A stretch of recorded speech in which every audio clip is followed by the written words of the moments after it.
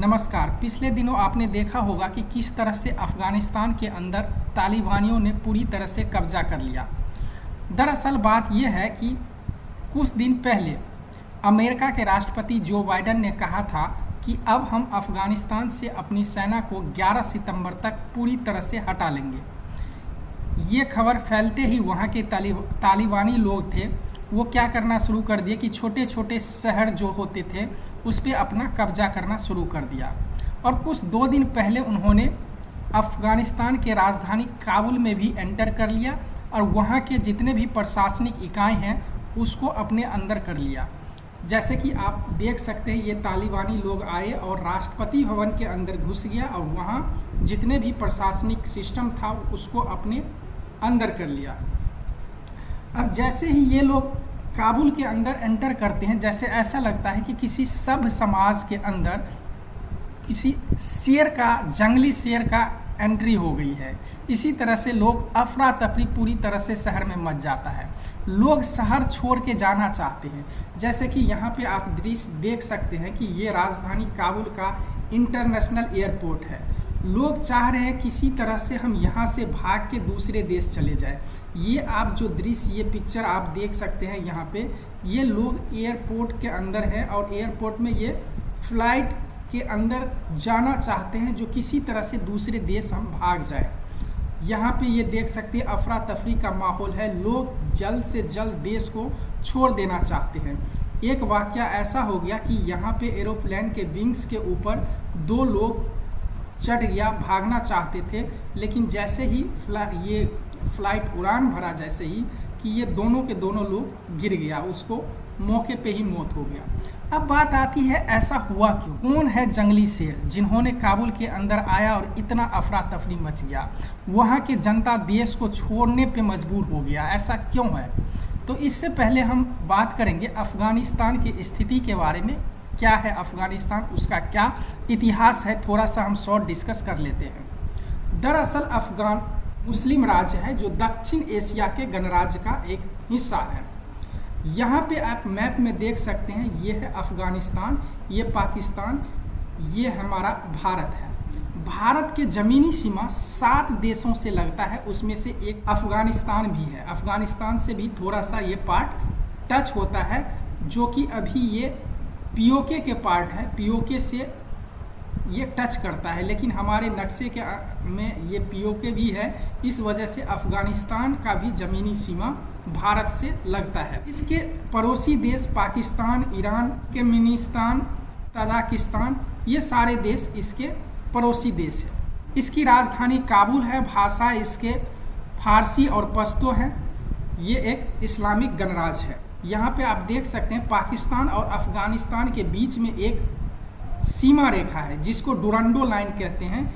ये सर डुरंडो के द्वारा ये निर्धारित किया गया था, इस वजह से इसको डुरंडो लाइन कहते हैं। अफ़गानिस्तान के प्रशासनिक विभाग को 34 प्रशासनिक विभाग में बांटा गया है, यानी 34 प्रांतों में बांटा गया है और हर एक प्रांत में और सब डिवाइड किया गया है, जैसे डिस्ट्रिक्ट वाइज इस तरह से वहाँ पे डिवाइड किया है, यानी 34 प्रांत हैं। जैसे हमारे देश में जो राज्य होते हैं सारे, उसी तरह से यहाँ पे भी है। और राज्यों में जिस तरह से डिस्ट्रिक्ट होता है और अलग तरह से डिवीज़न होता है, उसी तरह से वहाँ भी ऐसा ही सिस्टम है। अगर अफ़गानिस्तान की पॉपुलेशन की बात करें 3.8 करोड़, जो कि 2019 के जो आंकड़ा है उसके हिसाब से, यहाँ पे 80% सुन्नी मुस्लिम है, 19% शिया मुस्लिम है और 1% में अदर्स हैं। यहाँ पे रूरल एरिया यानी देहात का जो एरिया है वो 76% के लगभग में है और शहरी एरिया जो है 24% के लगभग में है। यहाँ पे कई तरह के लोग हैं, जिसमें कि पाश्तून समाज सबसे अधिक है, जिसकी संख्या 42% है। वहाँ की अगर पॉपुलेशन की बात करें कि 15 साल से नीचे की पॉपुलेशन वहाँ पे सबसे अधिक है, जो कि 47% के लगभग में है। 15 से 29 जो है वो 27% है, 30 से 44 13%, 45 से 59 7.6%, 60 से 74 3.6% और 74 से 84.6% और 85 से एवब जो है 0.3% है। यानी माना जाए तो, देखा जाए तो यहाँ पे 15 से कम उम्र की आबादी सबसे अधिक है, यानी बच्चों की आबादी वहाँ पे सर्वाधिक है। अफगानिस्तान की हम थोड़ा सा प्राचीन इतिहास में अगर देखें, अफगानिस्तान और पाकिस्तान को छोड़कर भारत के इतिहास की कल्पना नहीं की जा सकती। कहना चाहिए कि वह 7वीं सदी तक अखंड भारत का एक हिस्सा था। अफगान पहले एक हिंदू राष्ट्र था, बाद में वह बौद्ध राष्ट्र बना और अब वह एक इस्लामिक राष्ट्र है। 26 मई 1739 को दिल्ली के बादशाह मोहम्मद शाह अकबर ने ईरान के नादिर शाह से संधि की। उपगण स्थान अफगानिस्तान उसे सौंप दिया था। 17वीं शताब्दी तक अफगानिस्तान नाम का कोई राष्ट्र नहीं था।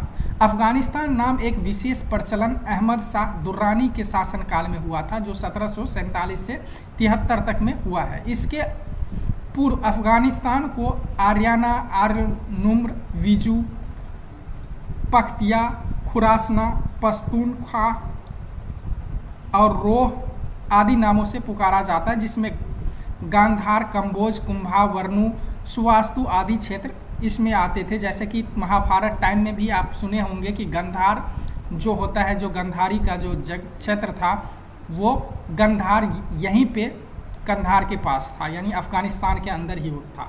जैसे कि बौद्ध टाइम में इसी तरह से इनका प्रतिमा जो कुषाणों के बाद 6 से तक अफगानिस्तान पे हिंदू और बौद्ध राजाओं का राज रहा, जिसके कारण यहाँ हिंदू बौद्ध संस्कृति बढ़ी फूली। जैसे कि यहाँ पे आप देख सकते हैं, यह बामियान में ये एक बहुत ही प्राचीन बौद्ध प्रतिमा है। यह बहुत ही फेमस प्रतिमा है। ये कई बार पूछा जाता है। इसको 2001 में तालिबानियों ने इसे तोड़ दिया था। यानी उस टाइम आधुनिक काल से वर्तमान तक अफगानिस्तान का इतिहास 1747 ईस्वी से वर्तमान समय तक है। जैसे 1700 ईस्वी तक औरंगजेब बूढ़ा हो चुका था और 1707 ईस्वी में उसकी मौत के बाद मुगल साम्राज्य कमजोर पड़ने लगा। मुगल की कमजोरी का फायदा उठाकर दुरानी हमलावर नादिर शाह ने 1738 ईस्वी में पूरे अफगानिस्तान को अपने कब्जा में कर लिया। इसके बाद उसके सेनापति अहमद शाह अब्दावली ने 1772 ईस्वी तक दुरानी साम्राज्य की कमान संभाली और फिर 1826 ईस्वी तक उसके वंशजों ने वहाँ पे शासन किया था। तो अब हम बात करते हैं थोड़ा सा अहमद शाह दुर्रानी, क्योंकि यहाँ से अफगानिस्तान का जो टाइम पीरियड है वो चलता है, यानी साम्राज्य चलता है। दुर्रानी का जो साम्राज्य था वो काफ़ी विस्तृत साम्राज्य था। ये अभी का अफगानिस्तान आप देख सकते हैं ऐसा नहीं था। इन्होंने कई और देश पर इन्होंने अधिकार कर लिया था, जैसे कि हमारे भारत तक इन्होंने अपने जम्मू कश्मीर को अपने अंदर कर लिया था। ये सारा का सारा पाकिस्तान देख सकते हैं। ये पूरे दुर्रानी साम्राज्य में ये अफगानिस्तान का एक पार्ट हुआ करता था, लेकिन बाद में धीरे धीरे ये सिमट गया जो वर्तमान जो अफगानिस्तान है वहाँ तक। इस दुर्रानी साम्राज्य के अंदर कई सारे शासकों ने राज किया था। इसमें से अहमद शाह दुर्रानी, तिमूर शाह दुर्रानी, ये कई सारे शासक है इसके नाम। उसके बाद क्या होता है, अराकजय साम्राज्य का उत्थान होता है।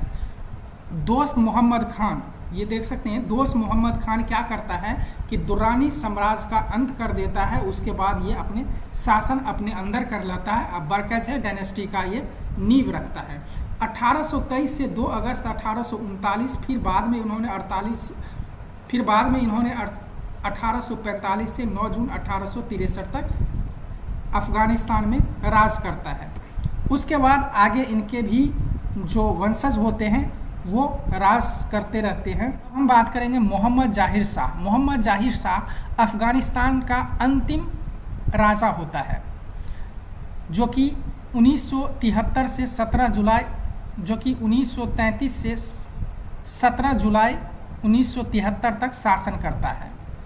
इसके टाइम में क्या होता है कि अफगानिस्तान जो है आधुनिकीकरण की तरफ जाता है, यानी ये अपने देश के अंदर आधुनिकीकरण पर जोर देता है। और यही काल है जो कि अफगानिस्तान को आधुनिकीकरण के लिए टाइम माना जाता है। इसी टाइम से लोग आधुनिक जीवन शैली की तरफ जीना शुरू कर दिया। जैसे कि आप देख सकते हैं यहाँ पे लोग इस तरह से इस टाइम से जीना शुरू किया था, जो कि अभी लंबा चलता है। इसी दौरान से मोहम्मद जाहिर शाह इटली में इलाज करा रहे होते हैं, तो इन्हीं के जो एक शासन काल में जो इनके ही व्यक्ति होते हैं, जानकार होते हैं, ये क्या करते हैं इनको अपदस्थ कर देते हैं, यानी सत्ता से इनको हटा दिया जाता है जब ये बाहर होते हैं, जिनका नाम है मोहम्मद दाऊद खान। ये मोहम्मद दाऊद खान इसको हटा देता है, वहाँ पे गणतंत्र की स्थापना करता है, जिसका एक पार्टी होता है नेशनल रिवॉल्यूशनरी पार्टी।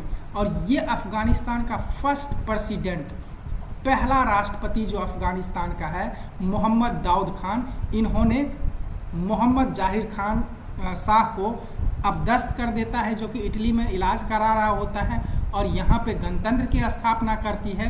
अब 17 जुलाई 1973 से 18 अप्रैल 1978 तक मोहम्मद दाऊद खान का यहाँ पे राज चलता है, यानी ये प्रेसिडेंट हो जाते हैं। लेकिन होता क्या है कि यहाँ पे एक रिवॉल्यूशन हो जाता है, आंदोलन हो जाता है, जिसको नाम दिया जाता है सौर रिवॉल्यूशन, सौर आंदोलन।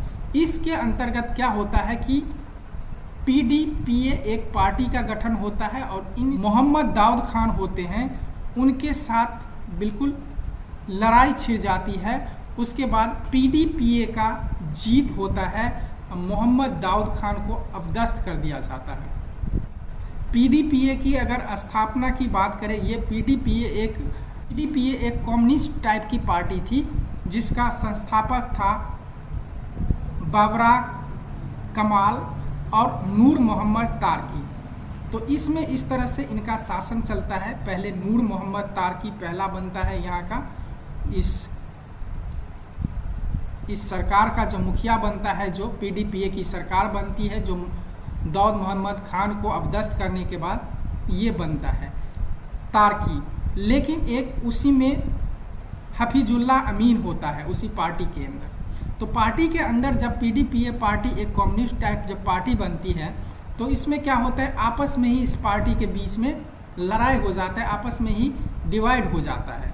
अब इस वजह से नूर मोहम्मद तारकी को हफीजुल्लाह अमीन क्या करता है, मर्डर करा देता है, और इसके बाद ये खुद हफीजुल्लाह बन जाता है गद्दी पे। अब क्या होता है, पीडीपीए पार्टी क्या होता है कि एक कम्युनिस्ट पार्टी थी, और रसिया भी कम्युनिस्ट होता है। तो ये चाहता है कि कम्युनिस्ट जो रसिया बिल्कुल पास में था इसका, तो ये सोचता है कि नहीं, जो इसको थोड़ा सा मदद करना चाहिए, जिससे कि कम्युनिस्टवाद का जो है विस्तार हो। इस वजह से रसिया जो है इनको इसके अंदर हस्तक्षेप करता है। फिर हफीजुल्लाह अमीन का मृत्यु हो जाता है, मर्डर करा दिया जाता है। बाबरा करमाल जो है यहाँ का सरकार का मुखिया बनता है। अब इसका शासन 27 दिसंबर 1979 से 4 मई 1986 तक रहता है। अब इसी काल में कम्युनिस्ट वहाँ का शासन चलाता है, क्योंकि ये पीडीपीए पार्टी कम्युनिस्ट का होता है। इस बीच रसिया इसमें को कम्युनिस्ट को आगे विस्तार करना चाहता है, इस वजह से क्या करता है, इनको वहाँ पे मदद करता है। अब क्या होता है, जैसे ही पीडीपीए की सरकार वहाँ बनती है, कम्युनिस्ट गवर्नमेंट बनती है, तो यहाँ के जो मुजाहिदीन लोग होते हैं, मुजाहिदीन जिहाद करने लग जाते हैं। अब जिहाद क्या होता है, मुजाहिदीन क्या होता है? जिहाद एक्चुअली क्या होता है, धर्म के लिए लड़ाई लड़ना। मुस्लिम में क्या होता है, जिहाद धर्म की लड़ाई, और जो ये लड़ाई लड़ता है उसे मुजाहिदीन नाम दिया गया। और ये अफगानिस्तान के अंदर जितने भी लोग थे वो इसको मुजाहिदीन बन गए, मतलब ये ऐसे समझने लगे कि ये जो कम्युनिस्ट का जो सरकार है वो एक धर्म के खिलाफ है, ये सरकार यहाँ पे ठीक नहीं है। तो ये लोग क्या करने लगे, कई सारे गुट बन गया, और ये मुजाहिदीन लोग जो है उसको कम्युनिस्ट गवर्नमेंट को परेशान करना चाहा, उसको सत्ता से हटाने की कोशिश की। तो लेकिन रसिया उसका सपोर्टर था, वो कम्युनिस्टवाद को विस्तार करना चाहते थे। इस वजह से रसिया इनको सपोर्ट करने के लिए इस गवर्नमेंट को ये क्या करते हैं कि रूस जो है अपना, रसिया जो है अपना सेना भेज देता है अफगानिस्तान में।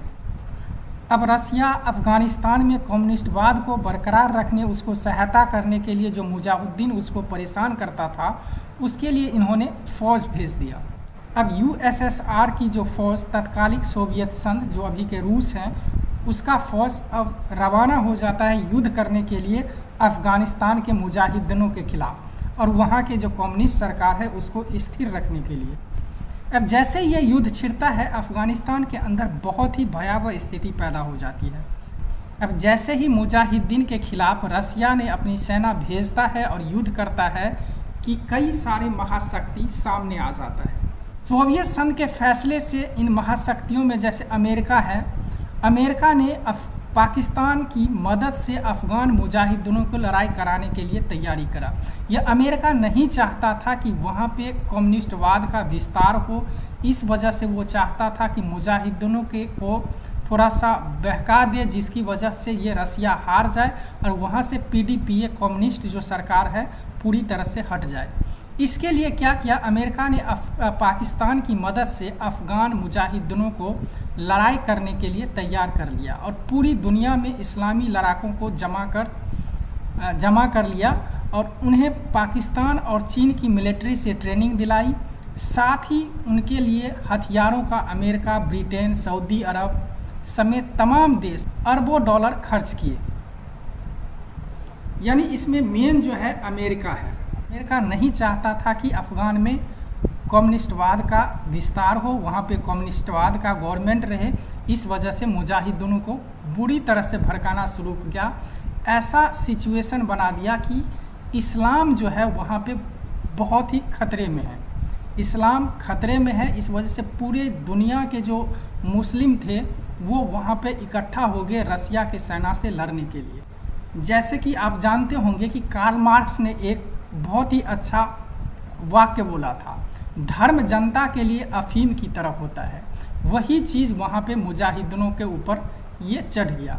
अब इनको धर्म के सिवा कुछ दिखाई नहीं दे रहा था, इस वजह से वो रूसी सेना से पूरी तरह से लड़ने के लिए तैयार हो गए। इसके लिए अमेरिका काफ़ी मदद किया। इसके लिए अमेरिका के जो CIA है, सेंट्रल इंटेलिजेंस एजेंसी, इन्होंने एक ऑपरेशन नाम दिया था, गुप्त ऑपरेशन, जिसका नाम था ऑपरेशन साइक्लोन। इसके तहत जो है अमेरिका वहाँ मुजाहिदीनों को फंडिंग दिया था और उसको कई सारे प्रोत्साहन दिए थे लड़ाई लड़ने के लिए USSR के खिलाफ में, यानी सोवियत संघ के खिलाफ में।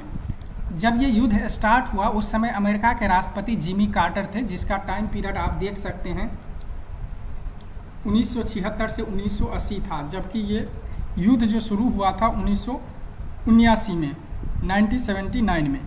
तो इन्होंने क्या किया कि अमेरिका के जो राष्ट्रीय सुरक्षा सलाहकार थे इनको बोला कि आप मुजाहिदीनों से मिलो और देखो उनको क्या चीज़ की ज़रूरत है। इन्होंने फिर जाके मुजाहिदीनों से मिला और उनके स्थिति के बारे में जाना, उसके बाद इनको फंडिंग पहुंचाने का काम किया।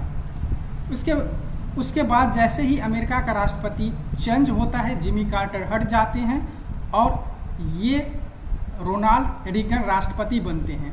फिर एक बार जो रोनाल्ड थे, इन्होंने व्हाइट हाउस में कुछ मुजाहिदीनों को बुलाया और इनसे वार्ता की और इनसे पूछा और आप लोगों को किस चीज़ की ज़रूरत है। उन्होंने इस लड़ाई के लिए उनको बहुत ही प्रोत्साहन किया, कहा आप एक स्वतंत्रता सेनानी हो, आप लड़ाई लड़ो, आपकी जीत जरूर होगी। तो इस तरह से इन्होंने इनको काफ़ी मदद पहुंचाया मुजाहिदीनों को रूस के खिलाफ लड़ने के लिए और युद्ध चलता रहा। इसी बीच अलकायदा के संस्थापक ओसामा बिन लादेन का भी यहीं पे एंट्री होती है। दरअसल ओसामा बिन लादेन जो है वो सऊदी अरब का होता है। जैसे ही धार्मिक मुजाहिदीनों के लिए धार्मिक एक नाम दे करके पूरे दुनिया में प्रसार किया अमेरिका, और उस समय अलकायदा के जो प्रमुख है ओसामा बिन लादेन, इसको भी प्रोत्साहन किया कि इस्लाम खतरे में है, आप वहाँ पे जाके लड़ो। तो एक इनका गुट भी, एक मुजाहिदीन का कई गुट था, जिसमें एक तालिबानी गुट था, ये जो है अलकायदा का जो ये गुट था ये भी एक मुजाहिदीनों में शामिल था। ये भी उससे USSR के खिलाफ युद्ध लड़ने के लिए तैयार हो गया और वहाँ पे युद्ध लड़ा। लेकिन USSR भी मानने वाला नहीं था, वो भी अपना सैनिक भेजता रहा और युद्ध चलता रहा। काफ़ी दिनों तक युद्ध चलता ही रहा। जैसे देख सकते हैं कई तरह के आधुनिक हथियार से लैस यहाँ के आर्मी थे और अफ़गानिस्तान में मुजाहिदीनों ने भी कई सारे आधुनिक हथियार जो कि अलग अलग देश जैसे कि मेन अमेरिका ने उसको सप्लाई किया था, उससे ये युद्ध लड़ा था। आप यहाँ पे देख सकते हैं, ये एक हेलीकॉप्टर है रसिया का जो एयरफोर्स है उसका। ये एक उस टाइम में अमेरिका ने मुजाहिदीनों को एक आधुनिक हथियार दिया था जिसको कहते हैं स्टिंगर मिसाइल। उससे इस हेलीकॉप्टर को उसने अटैक करके नीचे गिरा दिया और कुछ लोग मुजाहिदीन को देख सकते हैं अब इस पे खड़ा होकर के फ़ोटो खिंचा रहा है। उसके बाद इस तरह से काफ़ी दिनों तक युद्ध चलता रहा, करीब 9 सालों तक ये युद्ध चला। उसके बाद क्या होता है कि रूस में सत्ता परिवर्तन होता है। मिखाइल गोर्बेचोव सरकार में आते हैं और ये कई सारे सुधार करते हैं। उन्होंने विचार किया कि वहाँ से अब सेना को हटा लेना चाहिए। उसके बाद 1989 इसी के तरह 1989 में ये अपनी सेना को वापस बुला लेते हैं अफ़गानिस्तान से और युद्ध खत्म हो जाता है। यहीं से अफ़गानिस्तान का बुरा स्थिति का स्टार्ट हो जाता है। जैसे ये यूएसएसआर सेना जाती है, अब यहाँ का स्थिति खराब होता है। अब यहाँ पे बात है कि ये यूएसएसआर युद्ध हार कैसे गया, इसने क्या मुजाहिदीनों ने इसे हरा दिया? तो आंसर है हाँ। क्यों हराया? तो आपको एक चीज़ समझना होगा। सबसे पहले अफ़गानिस्तानी समाज के बारे में। अफ़गानिस्तानी जो समाज है वो उस समय कबीले के रूप में रहता था। कबीले का मतलब कुछ अलग क्षेत्र होता था जिसमें कुछ लोग रहते थे, उसका मुखिया कोई और होता था। फिर दूसरा क्षेत्र एक कबीला होता था, उसमें सेम इस तरह के लोग रहते थे, मुस्लिम लोग, उसका मुखिया कोई और होता था, इसका मुखिया कोई। तो इस तरह से कई सारे कबीले थे। इस कबीले के अंदर अगर कोई प्रवेश करता था तो ये लोग एकजुट हो जाते थे।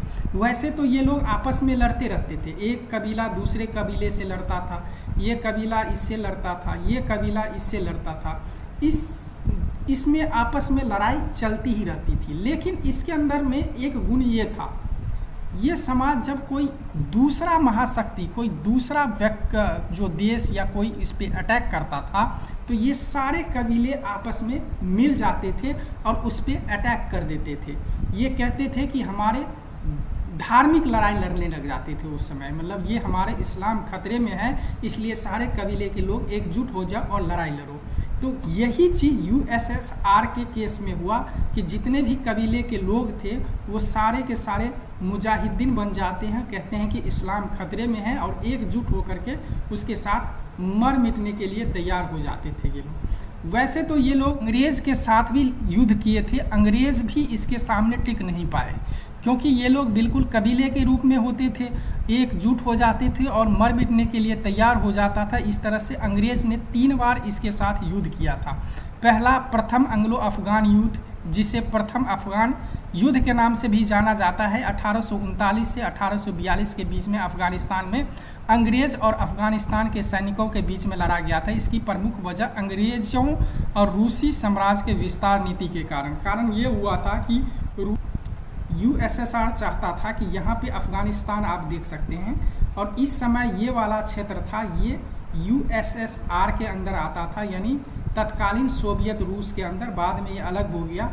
तो इधर से यहाँ से अगर ये आता, ये अफ़गानिस्तान में एंट्री करता, उसके बाद ये सी रूट इसको मिल जाता तो व्यापार करने में इसको इजी होता। तो इसलिए इसका फोकस अफ़गानिस्तान के ऊपर था। लेकिन चूंकि यहाँ पे अंग्रेज़ का शासन था, ये नहीं चाहता था कि यहाँ पे रसिया का एंट्री हो, तो इस वजह से युद्ध हुआ। लेकिन बाद में क्या करता है कि ये रसिया वापस चला जाता है और अंग्रेज़ भी वापस चला जाता है। उसके बाद दूसरा युद्ध भी होता है जिसे कहते हैं द्वितीय एंग्लो अफ़गान युद्ध, 1978 से 1980 के बीच में हुआ था।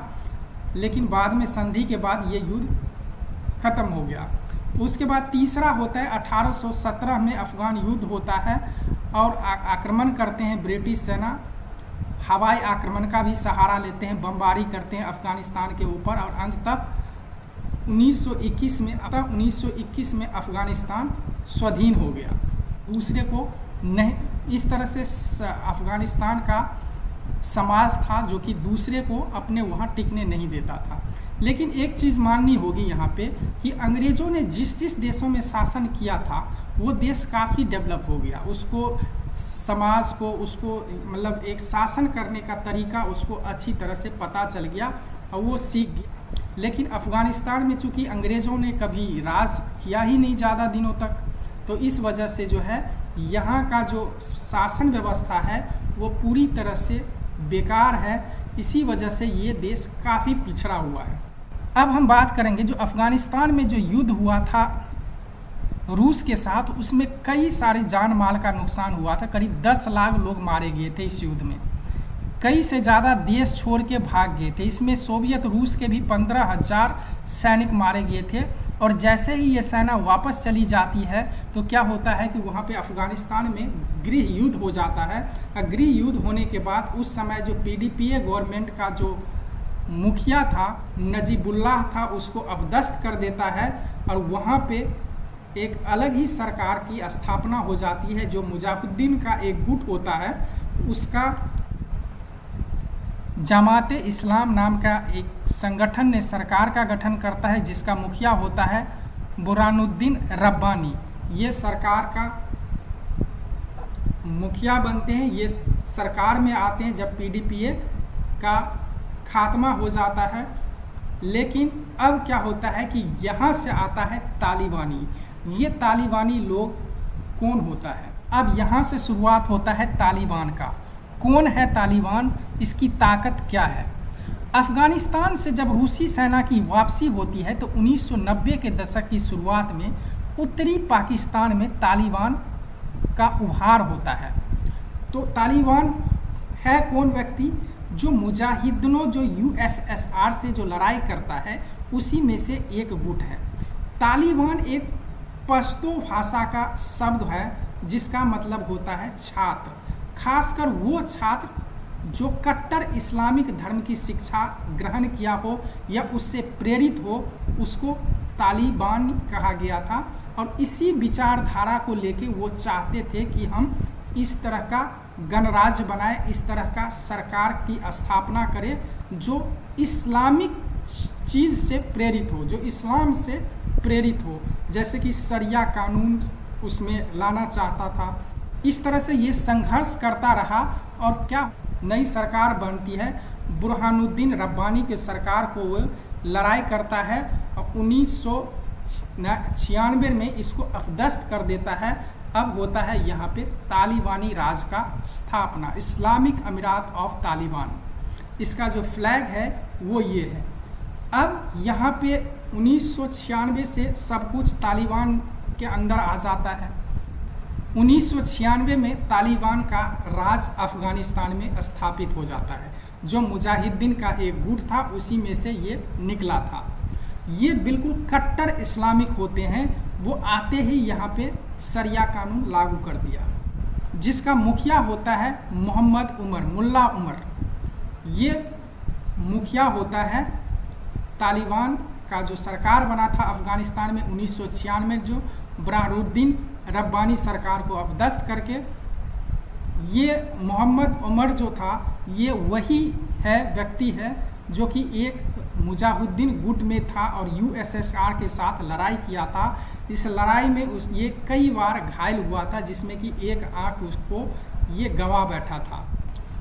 अब 1996 में जब इस तालिबान सरकार बना था तो इसको देश की मान्यता बहुत सारे देश ने नहीं दिया, लगभग में किसी देश ने नहीं दिया, क्योंकि ये बंदूक के दम पे सरकार बनी थी और इस्लामिक कट्टरपंथा थी, कानून व्यवस्था बिल्कुल बेकार था।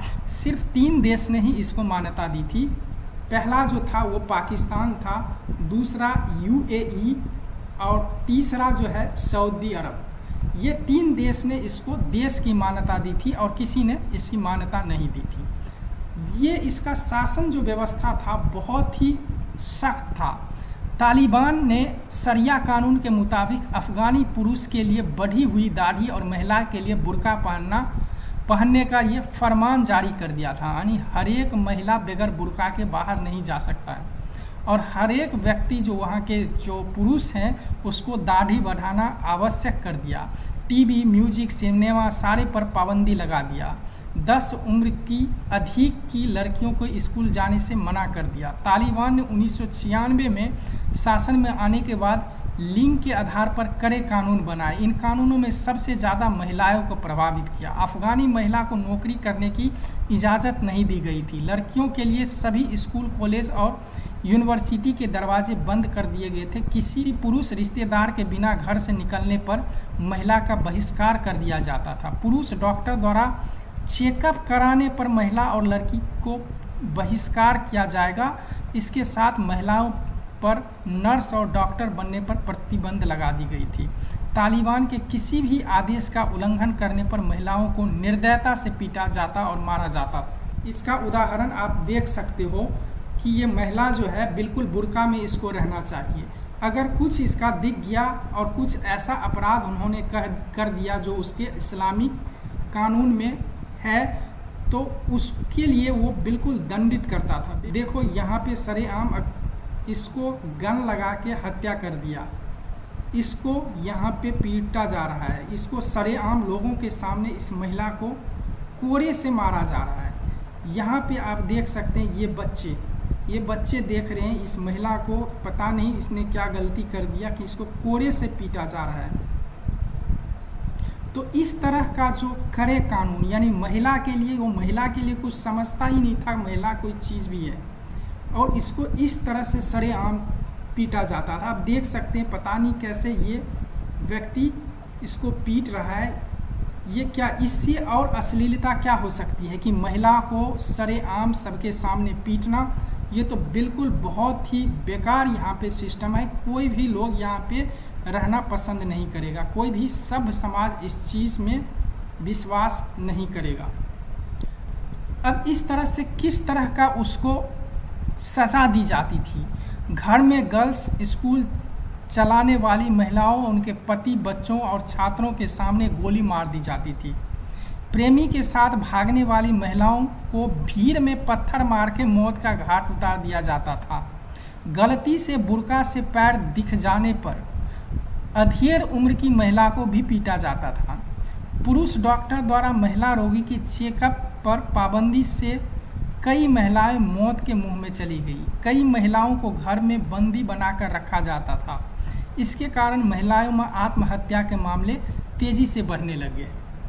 इस तरह का जो माहौल अफगानिस्तान में चल रहा था, यानी 1996 से चल रहा था। लेकिन 2001 में एक बहुत बड़ा चेंजिंग आता है।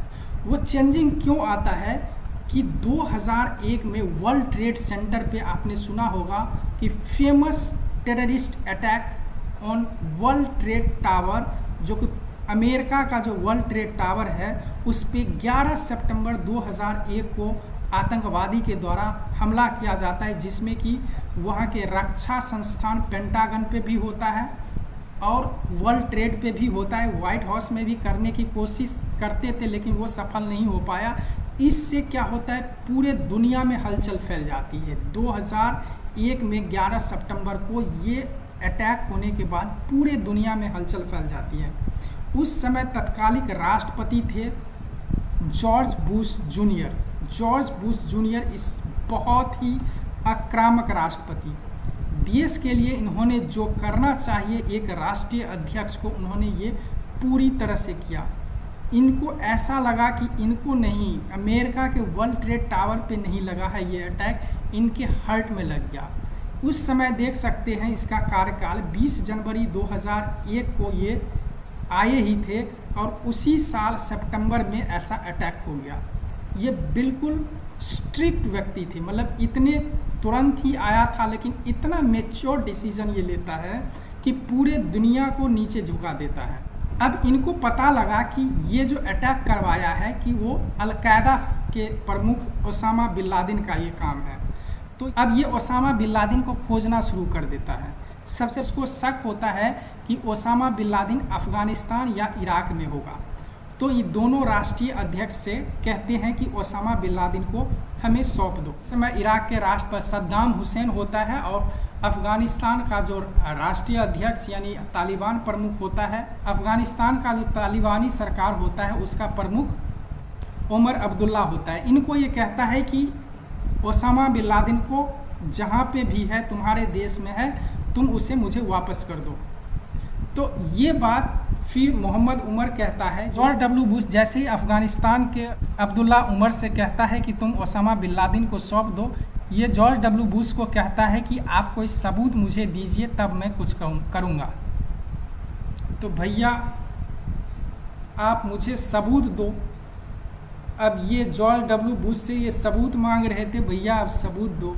अब क्या किया इसने, वार करने का फैसला लिया। अब उस समय ऐसा स्थिति था, जॉर्ज डब्ल्यू बुश ने पूरे दुनिया को कह दिया, अगर आप मेरे वार में सहायता करो, अगर आप इस वार के अगेंस्ट है तो मेरे से लड़ने के लिए तैयार रहो। पूरे दुनिया को, राष्ट्र को इन्होंने चुनौती दे दिया, अगर आप इस वार के पक्ष में हो तो ठीक है, अगर इसके विरोध में हो तो मेरे से भी युद्ध करने के लिए तैयार रहो।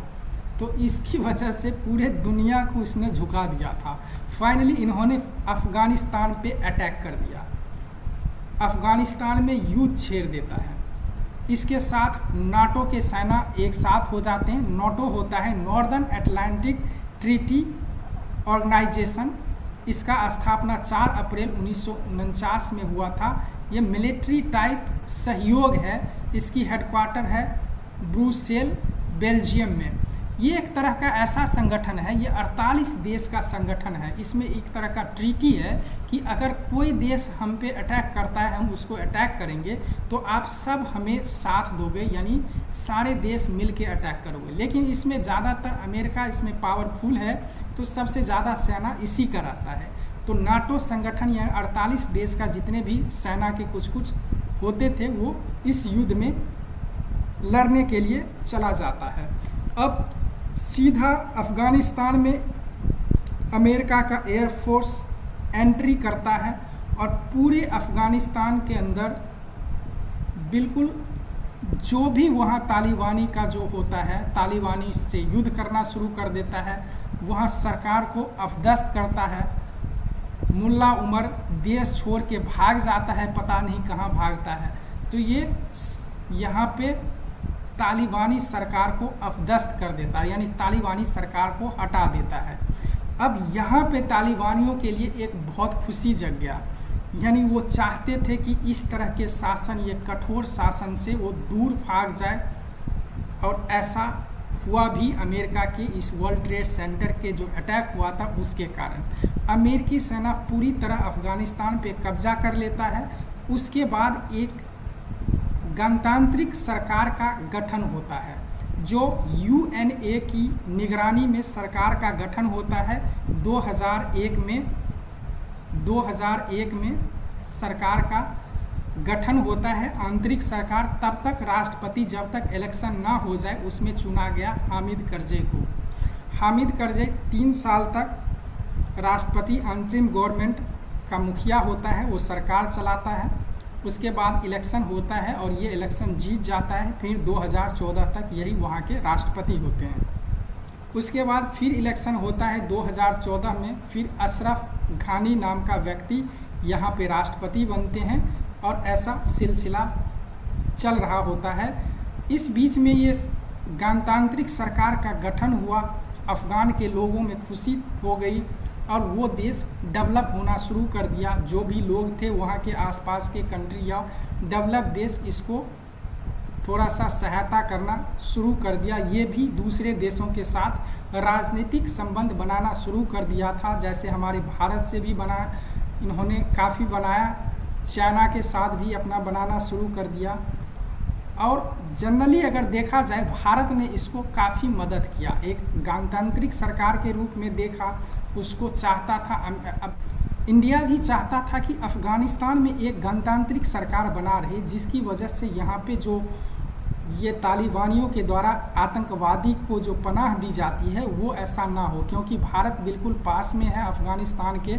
और ये तालिबानी सरकार है जो पाकिस्तान सपोर्ट करता था, उसकी वजह से जो है आतंकवादी गतिविधियां बढ़ती थी। तो इस वजह से इसको काफ़ी सहायता देना हमारी सरकार ने शुरू कर दिया।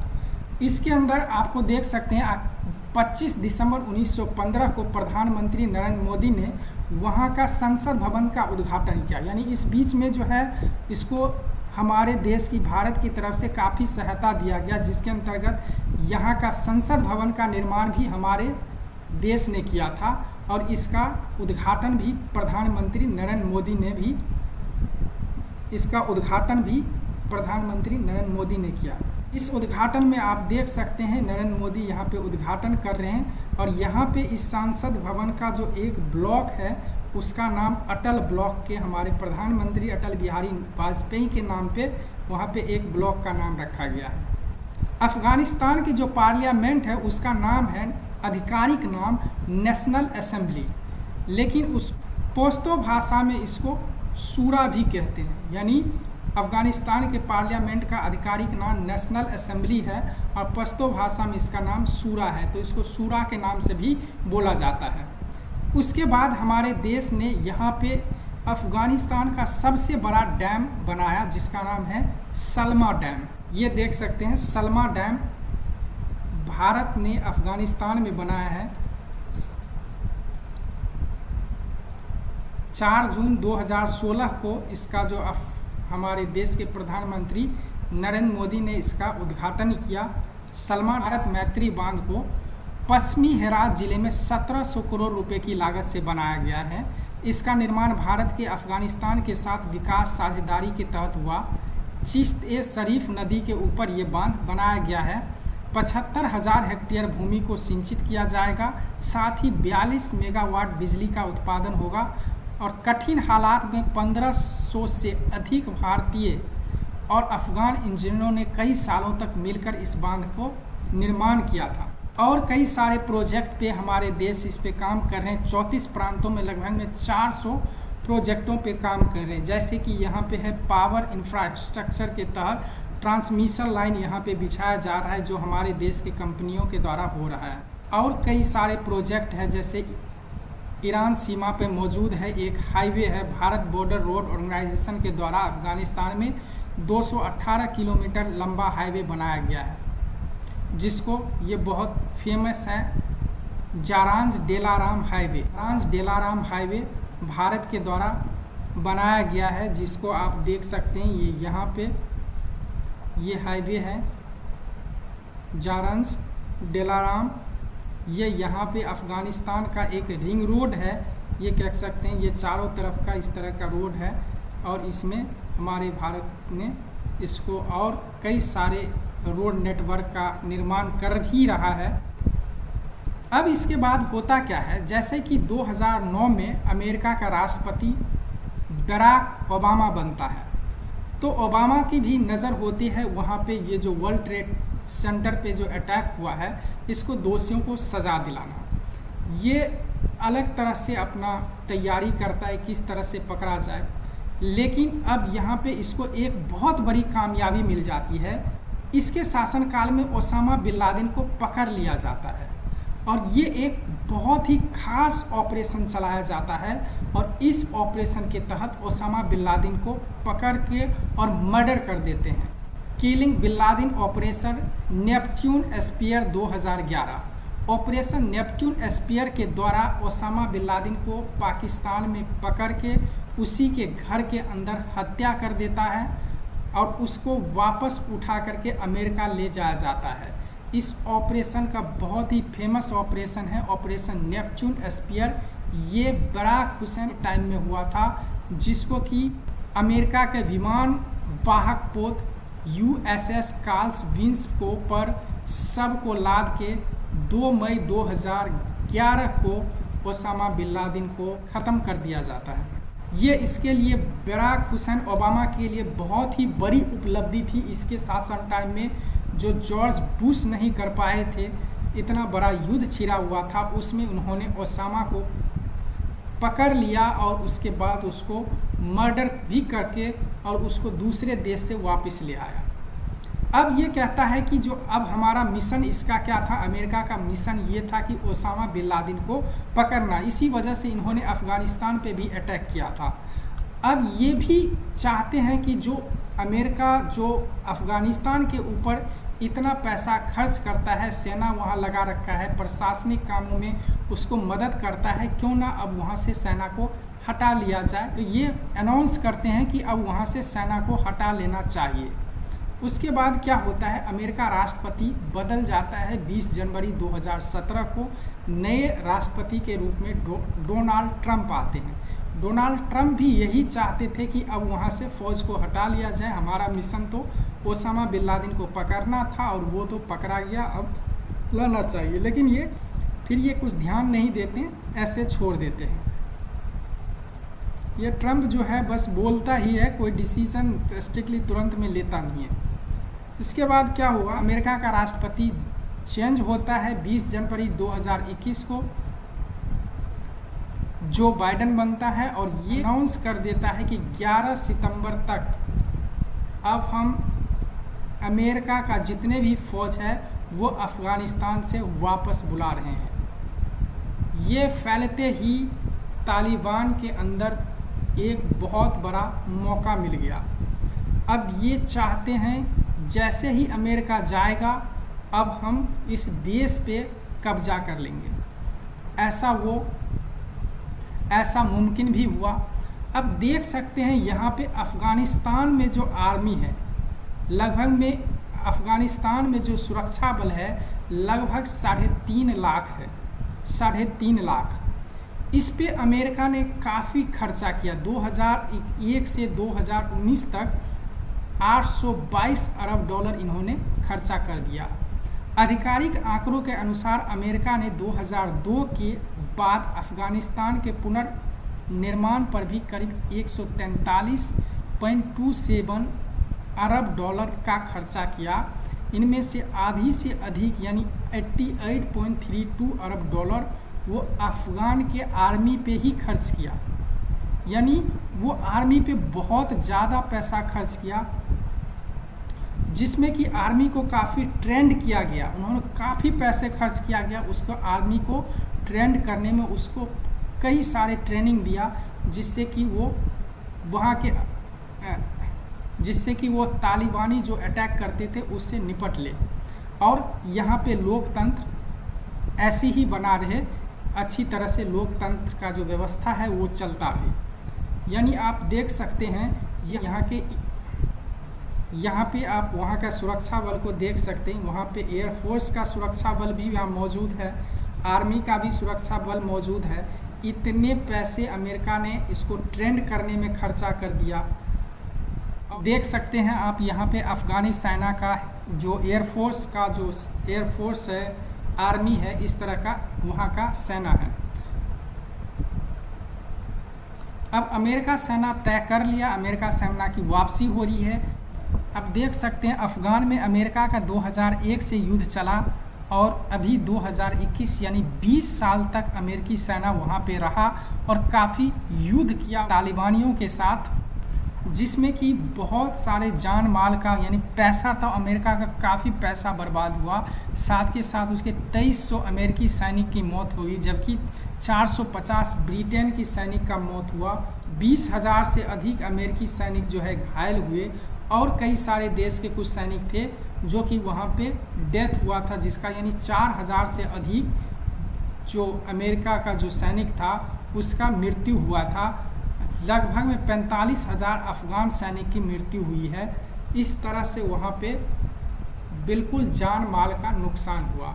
तो लेकिन इस वजह से अब अमेरिका नहीं चाहता है कि जान माल दोनों की बर्बादी हो और सिस्टम जसका था। इस वजह से अमेरिका जो है अब ज़्यादा पैसा अपना खर्च नहीं करना चाहता है इस पर और वो जाना चाहता है, तो वो अब जाने का निश्चय कर लिया। अब हम इस पॉइंट पे बात करेंगे, जो युद्ध 20 सालों तक अमेरिका के द्वारा अफ़गानिस्तान में चला, किसकी हार हुई है किसकी जीत हुई है ये आप तय कर सकते हैं। 20 साल अमेरिकी सैनिक इतने आधुनिक मतलब इतने एक्सपर्ट सैनिक अमेरिका का होता है, जो कि नाटो का सैनिक होता है, बहुत डेवलप कंट्री का सैनिक होता है, वो 20 साल यहाँ पे रहने के बावजूद कुछ उससे तालिबान से जीता नहीं गया। मतलब तालिबान फिर से अफ़गानिस्तान में वो अपना सरकार बना लिया, यानी उसको अफ़गानिस्तान को पूरी तरह से कैप्चर कर लिया। तो यानी आप कह सकते हैं अमेरिका इतना पैसा खर्च करने के बाद जान माल सब कुछ की नुकसान हुई, लेकिन रिजल्ट क्या हुआ?